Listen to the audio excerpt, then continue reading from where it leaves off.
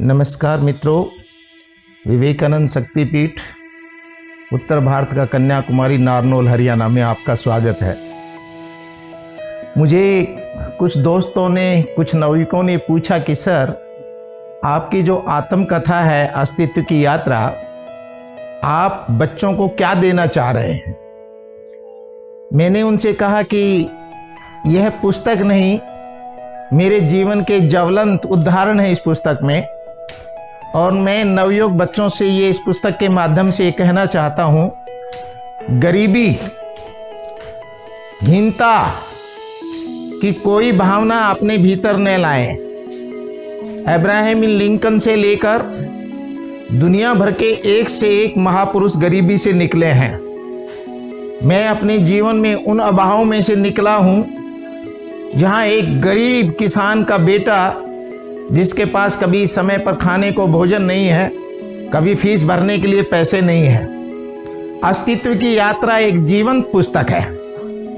आप, यदि मैं जीवन में यहाँ तक जा सकता हूँ, बशर्ते कि आप एक सत्य का मार्ग ग्रहण करें और अपने भीतर एक आत्मविश्वास को पैदा करें कि मैं जीवन में सब कुछ कर सकता हूँ।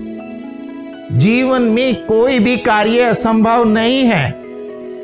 आप संपूर्ण रूप से सामर्थ्यवान हैं। विवेकानंद ने कहा है ना कि जीवन में विश्वास रखना और सत्य के मार्ग का अनुसरण करने वालों के लिए इस संसार में सब कुछ सुलभ हो जाता है, परंतु बहुत वर्षों तक उस मार्ग पर चलना होता है।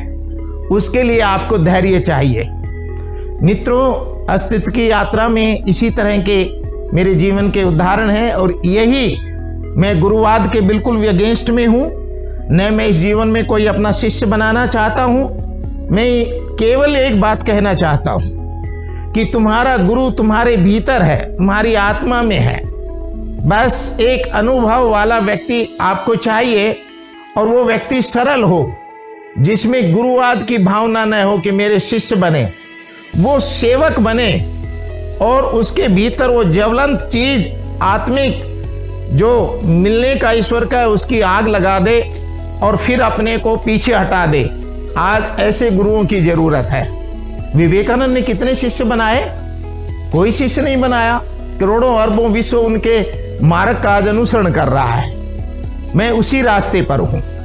प्रिय बच्चों, रविवार का दिन था। मैं अपने गुरुदेव से मिलने के लिए नारनौल कोरियावास से दिल्ली पहुंचा हूं। 9 मई 1985 का दिन है। मैं अपनी ये डायरियां लिखता था। आज मैं आपको ये पहले ये बता दूं, 9 मई 1985 जो तारीख उस समय लिखी थी, आज से 25 साल, उस समय मुझे इसका कोई महत्व नहीं मालूम था। 20 साल बाद जब मेरे गुरुदेव चले गए और जब बहुत सारी चीज़ें निकल कर बाहर आई, ये तो डायरियों के अनुभव हैं, तो मुझे मालूम पड़ा कि यह उनका जन्मदिन था। लेकिन 20 वर्ष के बाद मुझे मालूम पड़ा। उन्होंने मुझे अपने जन्मदिन पर खींचा, दिल्ली बुलाया। वहाँ मैं 4-5 घंटे उनके साथ बिताए, भोजन किया और वापिस लौट आया। उन्होंने कभी भी, जो मेरा विवाह हुआ 19 नवंबर को हुआ, उनका भी विवाह 19 नवंबर को हुआ था। वही तिथि, वही दिन, वही एकादशी, सब कुछ। लेकिन कभी उन्होंने, मेरे जीते जी उन्होंने कभी इन चीज़ों का कोई चर्चा नहीं की। ये सब चीज़ें उनके शरीर महाप्रयाण के बाद मेरे सामने आती हैं, जो मेरे जीवन को आगे बढ़ने के लिए अग्रसर करती हैं। कितने सरल थे वो, कितनी शालीनता थी, कितनी उनमें सौम्यता थी। मेरे गुरु ने जो मुझे भीतर जो प्रेम का जो बीज, अति से प्रेम का जो डाला है, उसमें शालीनता, विनम्रता और सरलता बहती है। यह उन्हीं का दिया हुआ प्रेषित स्वरूप है। तो मैं रात को वहाँ कोरियावास वापस दिल्ली से पहुँचता हूँ। रात को मैंने अपने उनको 54 दिव्य के कुछ अनुभव गुरुदेव को उन दिनों बताए। तो वो कह रहे थे कि बेटे, वियोग से योग की ओर बढ़ना, इसमें आपको तकलीफ हुई कि मैं आपसे बातें नहीं कर रहा हूँ, आपसे एकांत स्थान में आपकी तरफ से मुंह मोड़ रहा हूं और आप बिलख रहे हैं, रो रहे हैं, ये है क्योंकि गुरु कभी शिष्य से अलग हो ही नहीं सकता है, वह तो उसमें समा गया है। लेकिन वियोग से योग की ओर लाने के लिए गुरु अपने शिष्य को बहुत कठिनतम मार्गों में से गुजारता है, निकालता है, ताकि जीवन में आगे कभी किसी तरह का उसे कष्ट न हो। रात को जब मैं रात के 12-1 बजे तक चटाई के ऊपर मैं अपना आसन लगाए 5-6 घंटे साधना कर रहा हूं, जब मैं थोड़ा सा एग्जर्शन में आ गया तो मैं चटाई पर लेट गया और लेटने के बाद भी मैं अपने त्रिनेत्र पर ध्यान कर रहा हूं और उस समय लेटे लेटे मेरी आंखें बंद हो जाती है और मैं योग निद्रा में चला जाता हूं। उस रात मैं हिमालय, मेरे गुरुदेव, क्योंकि मैं दिल्ली से लौट कर आया था, उन्होंने ये नहीं बताया था आज मेरा जन्मदिन है। मैं उसी रात 9 मई की रात को 12-1-2 बजे के आसपास जब मैं चटाई पर लेटा हुआ हूँ, 10 मई लग गई है, 9 को मैं वहाँ से आया हूँ, 10 मई के 1 बजे के आसपास 10 मई की तारीख आ गई है, तो मुझे वो अपनी अंगुली लेकर हरिद्वार, ऋषिकेश, हिमालय की उन महान चोटियों में से मेरा हाथ पकड़ कर ले जा रहे हैं। हिमालय की बर्फीली चोटियों के साथ मैं जा रहा हूँ। ऋषि मुनि तपस्वी चारों तरफ योग करते हुए मुझे दिखाई देते हैं और बहुत मीलों चलने के बाद मुझे एक शिवलिंग के दर्शन होते हैं। बहुत ऊंचा शिवलिंग, बर्फ का बना हुआ, अतिशय उसमें रोशनी प्रकट हो रही है। गुरुदेव ने स्वयं उनको साक्षात नमन किया, मैं भी उनके साथ साथ उसे नमन कर रहा था।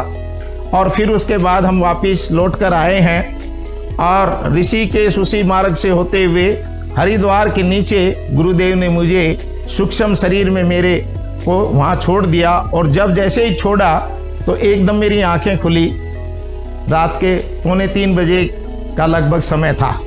मैं हार्डली 1.5 घंटे ही जमीन में लेटा था और उसी में योग निद्रा में और सूक्ष्म में ये सोपन के आनंद ले रहा था। क्या दृश्य था, क्या अनुभव हो रहा था। सुबह मैं उठा हूँ, उसके बाद फिर मैं योग में बैठ गया हूँ। 4:30-5 बजे मेरे पक्षी, छोटी चिड़िया, बड़ी चिड़िया, गुरसल, कबूतर जो 500-700 की संख्या में होते थे, उनका बाजरा डालता, उनकी चहचह शुरू हुई और उन्होंने बोलना शुरू किया। मैंने, क्योंकि रोजाना उनको सुबह 2-3 किलो बाजरा में डाल देता था, उनके बीच में ही मैं रहता था। और साधना पूर्ण करने के बाद मैं सुबह घूमने के लिए खेतों में निकल गया। दोपहर जब मैं विश्राम कर रहा था, एक छात्र मुझे एक व्यक्ति को अपने साथ लाकर मेरे जीने के ऊपर मेरी दुछत्ती पर लाया और कहने लगा, गुरुजी। मैंने कहा, हाँ आओ बेटा। और मैं देख रहा हूँ कि एक आदमी एक पैंट पहने हुए, नंगे उनके पैर हैं और ऊपर कोई कमीज नहीं है। वो कहता है, गुरुदेव जी, इनका नाम दीनदयाल है और ये 15 दिन के बाद सवाई मानसिंह हॉस्पिटल से लौटे हैं। ये पागल हो गए थे, इनका इलाज हुआ और ये कल ही आए हैं। मैं रास्ते से जा रहा था तो ये अपने नंगे बदन घूम रहे थे, तो मैंने सोचा कि इसको मैं गुरुजियों से मिलवाता हूँ कुछ। अब गुरुजी अपने अनुभवों से इसे बारे में कुछ चर्चा करेंगे। मैंने उसे देखा नीचे से ऊपर तक, तो मैंने कहा कि भैया जरा मेरी आंखों में आंख डाले। कहने पर उसने थोड़ी देर के लिए आंखें ऊपर गिर, फिर अपनी आंखों को नीचे कर गए। मैंने उनको अंदर अपनी बाहों से उसको पकड़कर अंदर लाया, चटाई पर बैठाया और पूछा, क्या कुछ आप खाएंगे? उन्होंने कहा, इशारा किया, हाँ। कुछ फल रखे थे, नमकीन, बिस्किट मैंने रखे। मैंने उनके जो ऊपर बदन जो नंगा था उसे देखकर मैं असह्य हो उठा, मुझे वेदना। अब मैं जब दिल्ली गया था तो अपने साथ कुछ कपड़े भी लेकर आया था, पैंट, शर्ट, टी शर्ट, और मैंने एक नया कुर्ता कपड़े खरीदकर नारनौल से बनवाया था और उसी दिन एक नई बनियान, लक्स की हाफ बनियान नई लेकर आया था। मैंने वो कपड़े निकाले और सामने टेबल पर रख दिए। मैंने दीनदयाल से कहा कि जो शर्ट तुमको, इनमें से 2-3 शर्ट हैं, जो तुम में से इनको अच्छी लगे आप वो ले लीजिए। मेरा मन, मुझे चित्कार उठा और मेरी आत्मा से एक आवाज आई कि रे मन, जो सबसे सुंदर तैने कुर्ता बनवाया है, ये तो तू बाजार से खरीद के लाया है, लाल किले से, पटरियों से। कपड़े वो भी अच्छे थे, लेकिन तेरी सबसे प्रियतम जो तैने अभी एक कुर्ता बनवाया और एक नई बनियान लाया है, तो दान तो वही प्रिय होता है जो तुम्हें सबसे प्रिय हो, और सबसे अच्छी चीज जो वो दान करो। तुम्हारे मन जो है इन शर्ट को कह रहा है कि आप इनमें से उठा लीजिए, सब नई शर्ट है। आपका सबसे प्रियतम तो आपका कुर्ता है जो आपने बनवाया है, और ये सोचा है कि कहीं बाहर गुरुजी से मिलने जाऊंगा या कभी किसी के बाहर किसी फंक्शन को अटेंड करूंगा तो इस कुर्ते को और इस नई बनियान को पहनूंगा। आप इसका दान क्यों नहीं करते हो? मैं अंदर से ऑब्जर्व कर रहा था, मन अपना कार्य कर रहा था, आत्मा मन पर हावी होती जा रही थी, अंतःकरण कर रहा था कि प्रियतम चीज का दान करो। और तुम्हारा शिव तुम्हारे सामने खड़ा है, तुम मंदिरों में इतना नहीं देख रहे हो।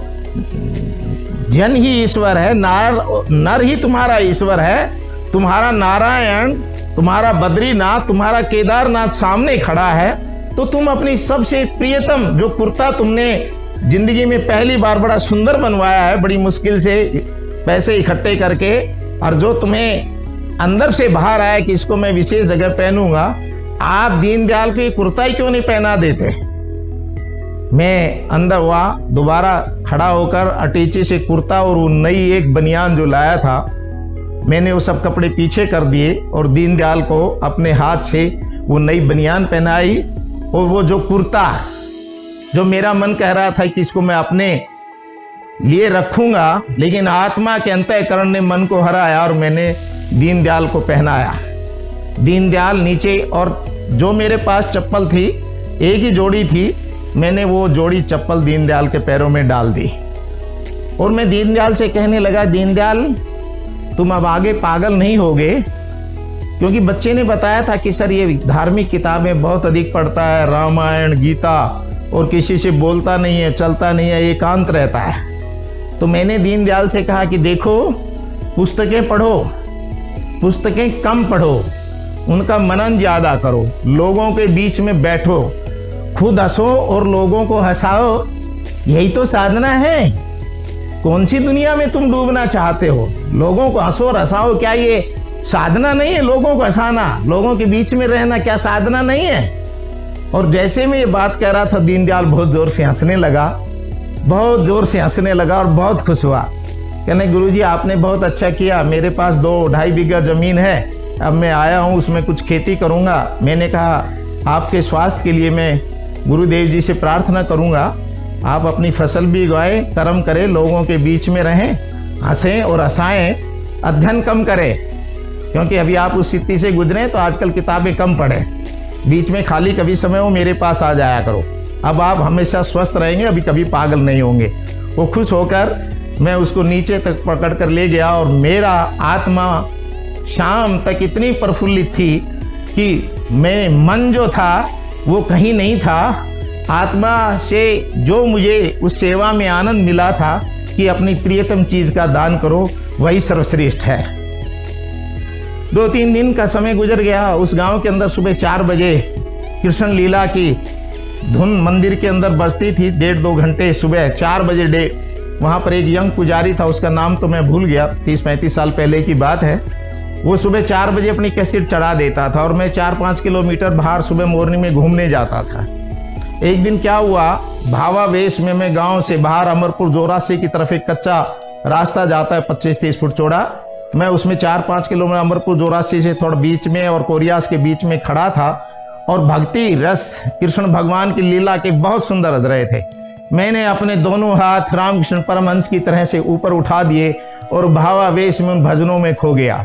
और थोड़ी देर के बाद क्या देखता हूं कि भजन की जो वाणी थी वो मेरे भीतर प्रवेश करती गई और मैंने वहां नाचना शुरू कर दिया, और मैं अपने पैरों को हिला हिला कर डांस कर रहा था और संगीत के अंदर उसमें डूबा जा रहा था उस कृष्ण लीला में। और आधे घंटे तक मैं पसीनों से तरबतर हो गया था। और उसके बाद आधे घंटे के बाद मैंने जब अपनी आंखें खोली, आंखें बंद थी, नाच रहा था, कृष्ण लीला का आनंद ले रहा था। और जब मैं आंख खोली तो उसके बाद जैसे ही मैंने नीचे देखा, 8-10 फीट लंबा भारी काला नाग बिल्कुल मेरे 2.5-3 फीट की दूरी पर लंबा लेटा हुआ है, शांत मुद्रा में। और जब मैं अपने पैर हिलाकर वहां नाच रहा था चारों तरफ, तो मैं देखे कि मेरे जो पैरों के जो निशान थे उस नाग के बिल्कुल 2, 3, 4 इंच दूरी तक गए थे। मेरा पैर उस नाग पर नहीं गिरा था। जब मैं रास्ते में से जा रहा था इस घटना को देखकर, थोड़ी देर के बाद वो नाग जब मैं चुपचाप खड़ा देखता रहा, नहीं मुझे उस समय भय लगा, क्योंकि मेरे भीतर आया कि नाचने वाला मैं नहीं हूँ, नचाने वाला कोई और है, नाचने वाला कोई और है, नाग में कोई और है, और ये सारे तत्व एक से बंधे हुए हैं, तो भय कहाँ।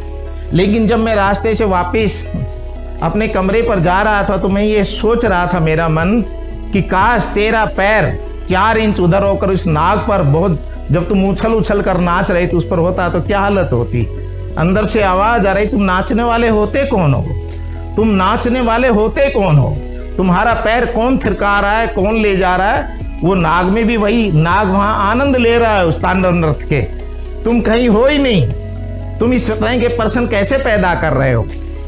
प्रिय दोस्तों मित्रों, जब आप मार्ग पर चलते हैं, दैवीय शक्तियां आपका मार्ग प्रेषित करती हैं, दैवीय शक्तियां आपको अनुभव देती हैं, साधक को आगे बढ़ने के इस तरह के दृष्टांत पैदा होते हैं। और यही चीजें और यही घटनाएं मेरे लिए उत्प्रेरित होती थी, और 2-2, 3-3 महीने तक मैं अपने मार्ग पर आगे बढ़ता हुआ चलता था।